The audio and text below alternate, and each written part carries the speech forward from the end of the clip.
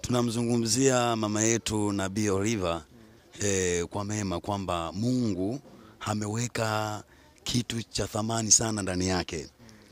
Ameweka unabii. Sawa. Kwa hiyo yani unaweza ukatembea sehemu nyingi lakini kuna mahala ambapo unaweza ukafika na moyo wako katulia. Maana yake ni kwamba hapo mahala ndipo Mungu alikusudia kwamba wewe uwepo hapo mahala. Kwa hiyo ninazungumzia huduma yake ambayo ya kinabii. Maana yake ni ile huduma ambayo sio ya kubashiri, ni huduma ambayo Mungu mwenyewe huwa anaiachilia na ameiachilia ndani yake.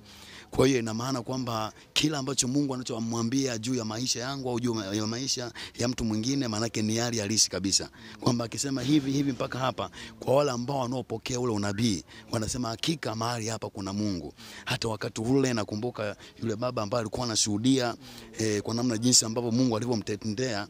Maana yake ni kwamba yeye mwenyewe alikuwa anazungumzia kwamba nimezunguka lakini sikuwa ninaamini kwamba kuna unabii. Lakini alipofika ile siku ya Alhamisi kwenye maombi, maana yake amekutana na neema, amekutana na nguvu za Mungu kwenye maisha yake, na ndipo ambapo alipotambua kwamba hakika Mungu anaonekana kwenye hii madhabahu. Mtazamaji, napenda kukushauri kitu kimoja, ya kwamba Yesu yupo na Yesu anatenda, na Yesu anaokoa, na Yesu anaponya.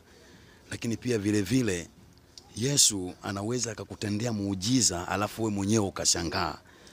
Cha kukushauri mimi, ambao ndugu msikilizaji na mtazamaji, ya kwamba ninakukaribisha sana katika ibada zetu ambazo zinazofanyika mahali hapa chini ya Nabii Oliva. Ni mama yetu ambaye ni pendwa kabisa na Mungu anamtumia kwa viwango vikubwa. Inawezekana umehangaika sana, inawezekana umeteseka sana, inawezekana umezunguka huko na kule, lakini bado unaendelea kuteseka na magonjwa, unaendelea kuteseka na matatizo. Lakini suluhisho ya mambo yote, inawezekana una maswali kwenye maisha yako lakini amekosa majibu.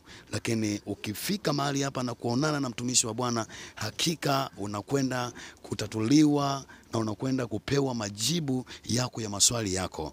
Asante.